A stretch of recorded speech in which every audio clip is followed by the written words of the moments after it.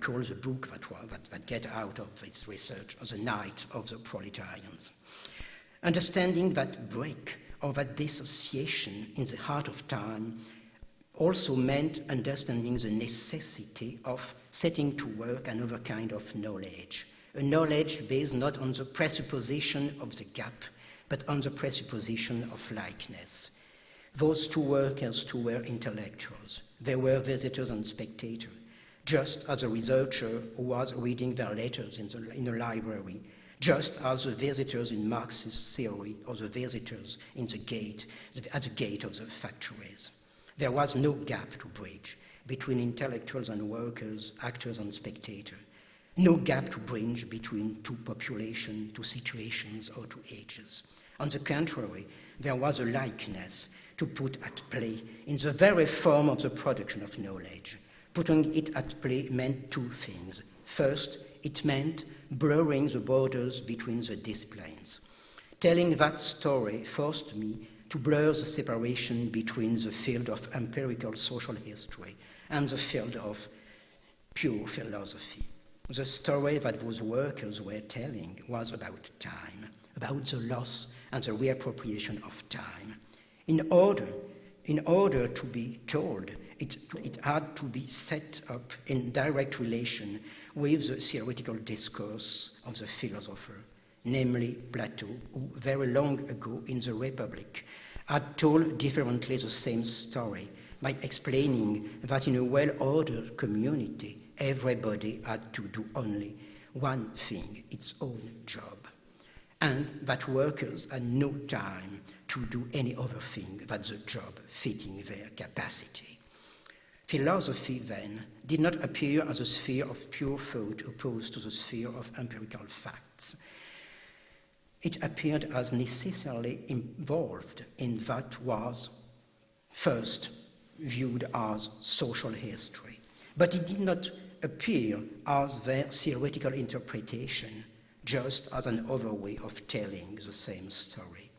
This means that blurring the borders between academic disciplines also meant to me blurring the hierarchical levels of discourse, between the narration of a story and the scientific or philosophical explanation of the reason for the story or the truth lying behind the story.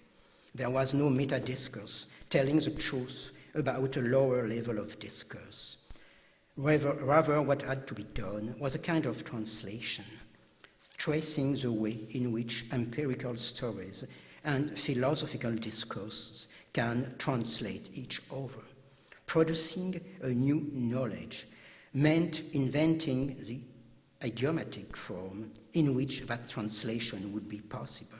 It meant telling my own intellectual adventure in that idioma, at the risk that the idioma remain unreadable for all those who wanted to know the cause of the story, its true meaning, or the lesson for action that could be drawn from it. It meant producing a discourse that would be readable only for those who would make their own translation from the point of view of their own adventure. This personal detour can lead us back to the core of our problem. Those issues of crossing the border and blurring the distribution of the roles are in keeping with the actuality of the theater, as with the actuality of contemporary art in general, where every artistic competence steps out of its own field and exchanges its powers and places with all others. We have theater plays without words and dance with word, video installations or performance taking the place of paintings in the museum, photographs which became living pictures, video projections that become new cycles of church frescoes, sculpture which becomes hypermedia, and etc., etc. Now there are three ways of understanding and practicing that confusion. There is first the revival of the Gesamtkunstwerk, of the global work, which is supposed to be the communitarian apotheosis of art as a form of life, but actually proves to be the apotheosis of some artistic egos or the apotheosis of a kind of hyperactivist consumerism. This crossing of the borders means stultification. Very second, the idea of an hybridization of the means of art, which is supposed to fit in with a new age of mass individualism, with individualities relentlessly exchanging identities and roles, reality and virtuality, life and mechanical processes, etc. In my view, this leads to another kind of hyperactivist consumerism, another kind of stultification, which uses the crossing of the borders and the confusion of the roles only as a means of increasing the power of the performance without calling into question its groundings. The third way, which would be the good way, in my view, of course, is the way which targets not the amplification of the effect, but the transformation of the cause-effect scheme itself, the blurring of the set of oppositions which grounds stultification. This means invalidating the oppositions between activity and passivity, as well as the scheme of equal transmission and the communitarian idea of the theatre that make it an allegory of inequality, in fact. The crossing of the borders and the confusion of the roles should not be the principle of some kind of hyper-theatre that would achieve its self-suppression and turn spectatorship into activity by turning representation to presence. On the contrary, in my view, it should question the theatrical privilege of living presence.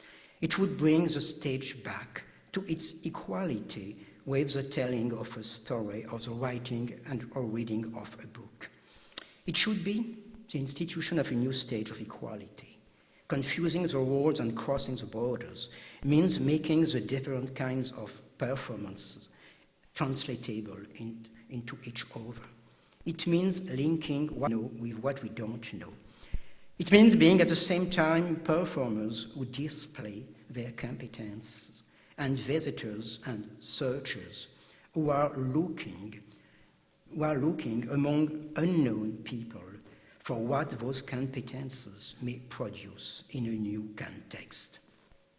It means building the stage on which the manifestation of the competences and their effects become dubious, as they frame the story of new adventures in new kinds of idiomas. The effect of the idiomas, thus, cannot be anticipated. It calls for spectators who are active as interpreters, who try to invent their own translation in order to appropriate the story for themselves and make with it their own story. An emancipated community, as I view it, should look like a community of storytellers and translators. I know this may sound as words, mere words. I would agree with the remark, but I would not necessarily hear it as an insult. We have heard so many speakers passing off their words as more than ordinary words, as passwords, enabling us to enter a new life. We have seen so many spectacles boasting on being more than spectacles, as being ceremonials of community. And even now, in spite of the so-called postmodern skepticism about changing life, we can see so many spectacles turn to kinds of religious mystery that it is not necessarily an insult to judge that words are only words. Getting out of the phantasmas of incarnations, the phantasmas of the word made flesh and the spectator made active, knowing that words are only words and spectacles only spectacles, may help us better understand in which way our words, stories, and performances can help us change the world in which we are living. Thank you for your patience.